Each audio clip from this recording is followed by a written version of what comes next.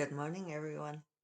This is Jeffy Kennedy, author of fantasy romance and romantic fantasy, and I'm here with my first cup of coffee. It's delicious. It's delicious, Kathy. Katie.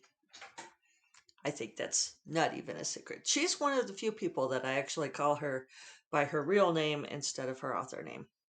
But it's because I know her husband too, and we see each other frequently.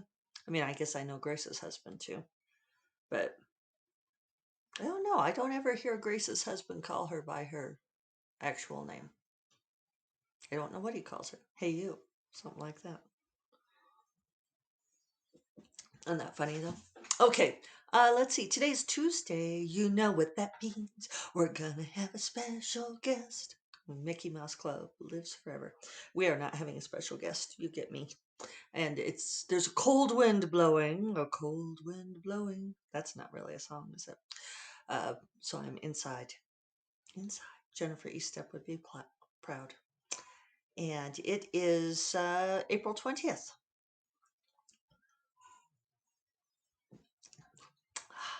Very good. So let's see. I actually have things to talk about today. I have a number of things. Um, but let's do earrings first, lest I get swept up. So today's earrings are these kind of unusually shaped. I really feel like I need to know my shapes better. I liked geometry, but I don't remember like all these shapes. Anyway, so these are these silver earrings with this neat kind of oh, kind of a chaste design, spirals and stuff, nothing in particular, set with a turquoise stone. And they're narrow at the top and flare into the bottom. It's kind of like an axe blade, like a with the curve at the bottom, like an executioner's blade, only pretty. Um, and these are earrings that David gave to me. These are actually the very first earrings he ever gave to me. I don't remember exactly when, except that it was early on in our courtship. And I was very pleased because, um, you know what? Finding someone who loves you enough to give you jewelry.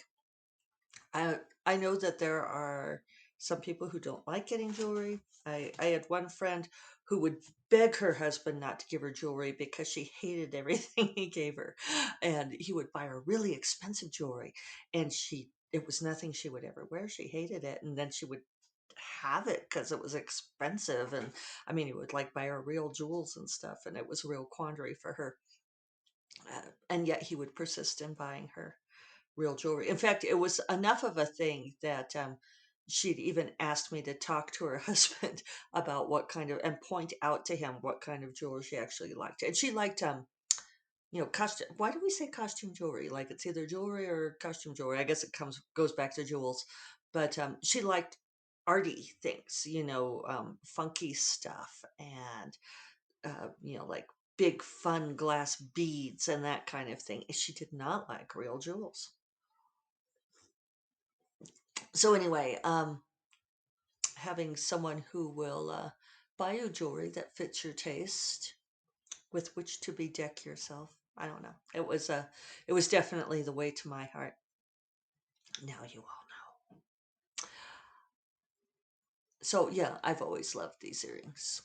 And it's funny because they are again earrings that people don't comment on. You have all that stuff that like either people it catches people's attention or it doesn't, or maybe it does, but they never say anything about it. People never comment on these earrings, and yet I love them.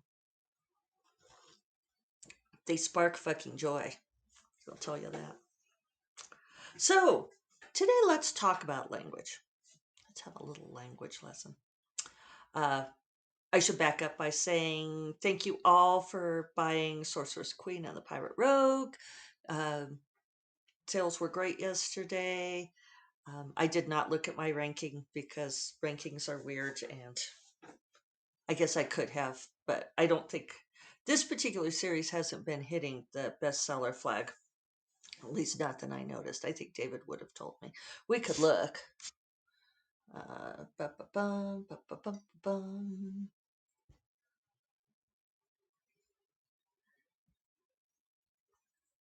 See if it shows up. Yeah, see, I've still only got one rating on Amazon. I've got more on Goodreads. Yeah, sales rank is not fantastic. Oh, this is the paper. That's why. Paper sales rank is always way more sucky. Well, I'm in the top 100 of contemporary fantasy fiction.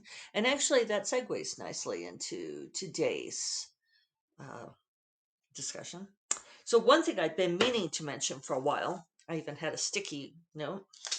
So, here is Kushiel's Mercy, which it's the third book in the Kushiel's Legacy trilogy that I started reading.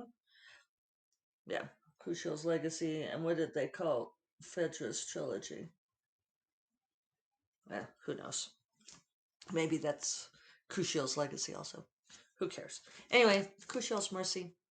I think it's funny that for these covers, and this is Grand Central. Were the first books Grand Central? No, the first books were Tor. So isn't that interesting? For those of you in the know, I mean, it's kind of unusual that you have your initial trilogy done by one publisher and the subsequent trilogy done by another one, because Tor is part of Macmillan, and Grand Central is not. So here's the original series, and you can see an artistic difference between the two. Yeah, different feel, different look. Tor is definitely a more standard fantasy publisher, and we might have to look at the subsequent ones to see what the series title is, because very often, it used to be that they never put the series title on the books itself, because they actually didn't, and they wouldn't tell us the order back in the bad old days, because they didn't care if we read things in order. I don't know. Was there a series title for these books? Ugh, my poor unread books. Kushiel's Dart, Kushiel's Chosen, Kushiel's Avatar. No series title for the initial 3 books. But then when they went on to the second trilogy with a different publisher, I didn't realize that before. I wonder why she went with a different publisher. Oh, so Kushiel's Legacy is what they're like here. For those of you on video, Kushiel's Legacy includes, at least here, the initial 3 books too. So interesting. So anyway, I think it's very interesting because the second trilogy, the protagonist is Imriel, who is a man, but they put his love interest Sidonie on all 3 covers. I'm not going to dig out the other 2 because they're underneath the logo. Oh. And I don't want to knock everything out. So anyway, one thing I noticed on reading the Grand Central books is maybe Grand Central doesn't have such great copy editors. It was the 3rd book, and it could be that they didn't have enough time to proof, but there were some homonym errors, and homonym errors are the most difficult to weed out. And I know I bitch about them in self-published books, and here's me admitting that they crop up in traditionally published books too, but they still drive me crazy. And so this particular one was yolk. She used 3 different times yolk, YOLK, as in the yolk of an egg, instead of yolk, YOKE. So she had people laboring under the yoke of Carthage's oppression, which, quite an image, the yoke of oppression. Sorry, I'm like actually spitting out foam in my amusement. I mean, I'm just imagining Carthage having this great big yoke that people are laboring under. There were a couple others too, but I didn't note them down. And I went to see if it was an ebook transcription, because, a lot of these books, and these were like 2008, the second trilogy, that thereabouts. Um, and a lot of at that point in time, publishers were not necessarily creating ebooks, and they had to go back and do it retroactively. And so you'll notice a lot of books before about 2010, 2012 or so. It depended on the publisher when they started creating digital versions of the books. They actually had to go back and, like, in a lot of cases, they scanned them in and used OCR to create the digital version of the books, because, of course, they were still typesetting, because traditional publishing is traditional. So I went and checked the paper copy, and the error is in the paper copy too. So that's one of the things that happens, is that especially if the author turns in the book very late, there's just not enough time to proofread it, especially thoroughly, especially when it is a doorstopper at 653 pages. Um, yeah, so that was a fair amount of reading, going through all 6 of those books. Each book probably counted as 3, but one of my things for keeping track of books read is that I do not differentiate by length. Sometimes I wish I did, because I would get a lot of credit for how much I've credit in my own personal scale. So, it hardly matters.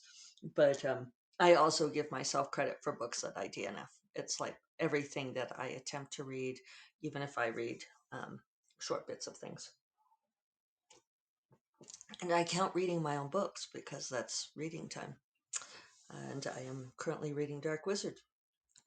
So, the other thing about language is, I saw the inevitable complaint on Sorceress Queen and the Pirate Rogue about modern language. And it was funny, because I saw one person complain about it. Maybe most of you are used to me, but one person complained about so much modern language, and how it kept jarring them out of the story, bringing them out of the story. And they also complained about foul language. And you all are listening to the podcast, so you know that I do not scruple in using the word fuck. And I even went and did a count, just because I was curious. And in Sorceress Queen, the word fuck, or a derivation thereof, is used 33 times. In Golden Griffin, it was 14 times. So yes, there is more. And I blame Jack. I'm sorry. That's Jack. Uh, what can we do? He's a sailor. He's a sailor.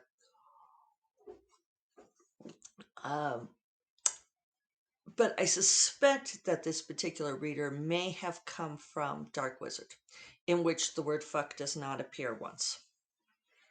Not at all. There's shit, but no fucks. No fucks were given. Actually, a lot of fucks were given, but they were not enunciated. And there was a deliberate choice for that. I made some very deliberate choices with Dark Wizard to differentiate the world, and to differentiate the mood. And for those of you who are reading both series, who are reading both Bonds of Magic and Heirs of Magic, and I will apologize for the nth time that the series titles are so similar, but as we just discussed, nobody cares about series titles. The 2 series are very, very different in tone. They're very different in percentage of romance. We were doing that panel for Flights of Foundry on romance in SFF, and I was going to say something about it, but we really did run out of time. Somebody had brought up the point. I think Cassie, who writes as JC Hart, she was my mentee before, and she gave me permission to reveal that information. And it was funny, because she's Maori from New Zealand, and she pronounces her name. I can't even do it quite right. She says it like Kissy, with her Kiwi accent. And I said, I feel really bad, because I feel like I'm saying your name wrong, because I say it with my Western U.S. drawl. I say it Cassie, and she says it Casey, and she said, no, you're fine. He says more people say it like you do than like I do, and it's fine. But I felt like I said Cassie in the panel, and I don't know, maybe it was me, but I felt like people gave me funny looks like I pronounced it wrong. And I wanted to say, see, it comes back to the same thing. It's like I really am friends with her. It's really okay. Anyway, she writes as JC Hart, charming person, lovely writer. And she, what was I going to say about this? Oh, give me a moment. It was I got all distracted thinking about her. Um, she made the point that no matter what they were asking us, like percentage of world building versus romance and so forth, and she said no matter what percentage you do, there are readers for what you do, and I think that's very true. And with these two series, I did make a deliberate choice to have a different balance. For the Heirs of Magic series, the the romance is more pronounced. It's more pervasive, and it's, I don't know, lighter hearted, friskier. Dark Wizard, the stakes are a lot higher in that world. And yes, I made some deliberate choices about. Um, I've been trying to decide whether or not to point this out until anybody mentions it. You know what? I'm just going to say it. Um, in the Dark Wizard world, there is no religion. There's no reference to any kinds of gods or mythology. And did I tell you guys this before? I know I touched on it, and then I was like, no, but I'm not going to say it. Um, and the reason for that is because they worship something else. Now you guys can guess what it is. The astute reader will pick it out immediately. So anyway, I just think it's funny when people, all of my author friends will get irate letters and reviews, emails and reviews for the use of foul language, and it's like, who are these foul language police people? I just don't even, it's sort of like if reading the word fuck, and we could count how many times I've used it in this very podcast, is like the most offensive, terrible thing to happen in your life on a given day, then you've got a pretty fucking great life. It's like just saying uh, that you have to pick on something like that. But the thing about modern language and fantasy, and longtime listeners will have heard me discuss this before, but I'm I'm just to the point where I don't care about this thing anymore, and I'm very careful not to use technological metaphors. And it's not always easy, like, because a lot of it has pervaded our language. But, nothing of electricity, nothing of computing. I did notice, like, one mistake in Sorceress Queen is I used the word steal as in steeled herself. And I do try to avoid steal because steal is a very particular process, and it is a mark of industrialization.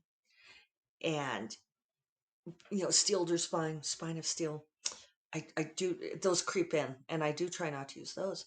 But for other kinds of language where the words go back a long time, it's this idea that fantasy language should be somehow this stilted faux regency, these and thous, Tolkien-esque.